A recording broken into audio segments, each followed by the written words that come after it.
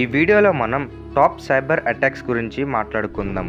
అందుట్లో ఫస్ట్గా చెప్పుకోవాల్సింది 1995 ఎఫ్ఎం రేడియో స్టేషన్ అటాక్. మరియు ఈ అటాక్ అనేది కెవిన్ పాల్సన్ అన్న ఒక వ్యక్తి చేయటం అయితే జరిగింది.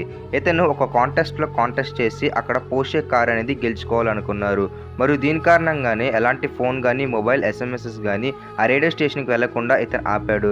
కొన్ని రోజులు దాని తర్వాత ఇతను చేసింది అనేది బయటపడింది. కాబట్టి ఇతన్ని తీసుకెళ్లి మళ్ళీ జైల్లో పెడతాం అయితే జరిగింది. ఇదొక సైబర్ అటాక్. మరియు నెక్స్ట్ సైబర్ అటాక్ వచ్చేసి నాసా మీద జరిగింది. ఇతని పేరు జొనాథన్ జేమ్స్. ఇతను నాసానే హ్యాక్ చేయడం అయితే జరిగింది. ఇతను ముందుగా మిలిటరీ ఎక్విప్మెంట్ అయినా మరియు మిలిటరీకి సంబంధించిన ఎన్నో డిఫెన్స్ ఇన్ఫర్మేషన్ అనేది ఇతను కలెక్ట్ చేశాడు. దాని తర్వాత ఇతను నాసాని హ్యాక్ చేయడం అయితే జరిగింది. నాసాకు సంబంధించిన ఎంతో ఇంపార్టెంట్ ఈమెయిల్ మెసేజెస్ మరియు అప్కమింగ్ ప్రాజెక్ట్స్ మరియు ఇలాంటి ఎన్నో డీటెయిల్స్ అనేవి ఇతను దొంగలిచ్చి దాన్ని అమ్ముకోవటం అయితే జరిగింది. నిజం తెలిసిన దాని తర్వాత ఇతన్ని జైల్లో పెట్టారు.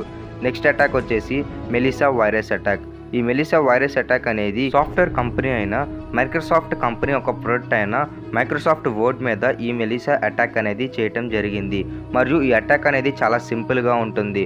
మరియు ఎవరైతే ఫస్ట్ 50 మెయిల్స్ని మైక్రోసాఫ్ట్ నుంచి హ్యాక్ చేయడం అయితే జరిగిందో మరియు ఆ మెయిల్స్లో ఉండే ఇన్ఫర్మేషన్ మొత్తాన్ని ఒక అటాచ్మెంట్ ద్వారా అతను కలెక్ట్ చేసుకుని దాన్ని బ్లాక్ మార్కెట్ మాఫియాకి అమ్మేవాడు. ఇలాగా ఇతను అమ్మి దొరకటం అయితే జరిగింది. నెక్స్ట్ సైబర్ అటాక్ వచ్చేసి బ్యాంక్స్ అకౌంట్ హ్యాకింగ్. ఇతని పేరు హంజా. ఇతను 2009లో కొన్ని బ్యాంక్స్ని హ్యాక్ చేయటం అయితే జరిగింది.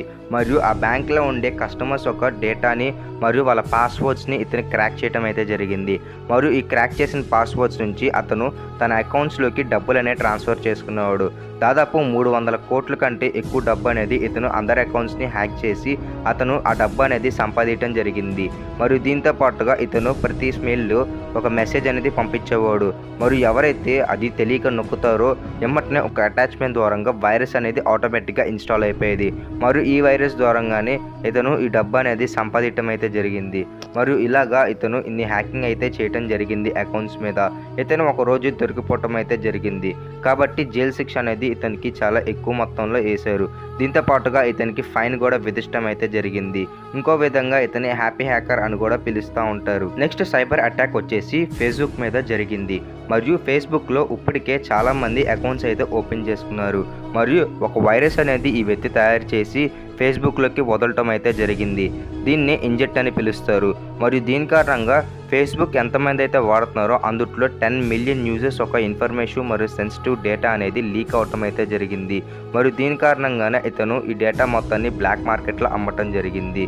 Next SolarWinds cyber attack. ఇదొక సాఫ్ట్వేర్ తయారు చేసే కంపెనీ. మరియు ఈ కంపెనీ అనేది తన క్లయింట్స్ కోసం ఎన్నో రకాల సాఫ్ట్వేర్ అనేది తయారు చేసి రియల్ ఎస్టేట్ మరియు దీంతో పాటుగా ఎన్విడియా కంపెనీ ఇలాంటి పెద్ద పెద్ద కంపెనీస్కి వీళ్ళు వాళ్ళ సాఫ్ట్వేర్ అనేది అమ్మటం అయితే జరుగుతుంది. అయితే వీళ్ళు ఎప్పుడైతే సాఫ్ట్వేర్ అనేది తయారు చేస్తారో దాన్ని వాళ్ళు ఒక మ్యాపింగ్ రూపంలో వాళ్ళకి ఇవ్వటం అయితే జరుగుతుంది. అయితే ఇక్కడే హ్యాకర్స్ ఏం చేశారంటే ఈ కంపెనీ యొక్క మెయిన్ సర్వర్ని హ్యాక్ చేయడం అయితే జరిగింది. మరియు దీంతో పాటుగా వాళ్ళు తయారు చేసే సాఫ్ట్వేర్ ప్రొడక్ట్స్ అన్నిటితో పాటుగా వాళ్ళు ఒక వైరస్ కూడా పంపించడం అయితే జరుగుతుంది. ఎవరైతే సాఫ్ట్వేర్ అనేది కొనుక్కున్నారో ఆ కంపెనీ దగ్గర నుంచి వాళ్ళు అది ఇన్స్టాల్ చేసుకున్నప్పుడు దీంతో పాటుగా వైరస్ కూడా ఆటోమేటిక్గా ఇన్స్టాల్ అయిపోతుంది. మరియు ఏ సాఫ్ట్వేర్ కూడా వైరస్ ఉందని డిటెక్ట్ చేయలేదు. అది కొన్ని రోజులుగా నెమ్మదిగా పనిచేయటం అయితే జరుగుతుంది. ఇలాగా సెన్సిటివ్ ఇన్ఫర్మేషన్ డేటా అనేది ప్రతి ఒక్క కంపెనీ నుంచి కలెక్ట్ చేయటం అయితే జరుగుతుంది. మరియు ఈ కంపెనీస్లో మైక్రోసాఫ్ట్, గూగుల్ మరియు దీంతో పాటుగా నాసా మరియు ఇతర రకమైన కంపెనీస్కి ఈ సాఫ్ట్వేర్ అనేది అమ్మింది. మరియు ఈ విషయం అనేది చాలా లేటుగా బయటపడింది. ఈ అటాక్ అనేది ఏ సైబర్ గ్రూప్ తయారు చేసింది అనేది ఇంకా బయటపడలేదు.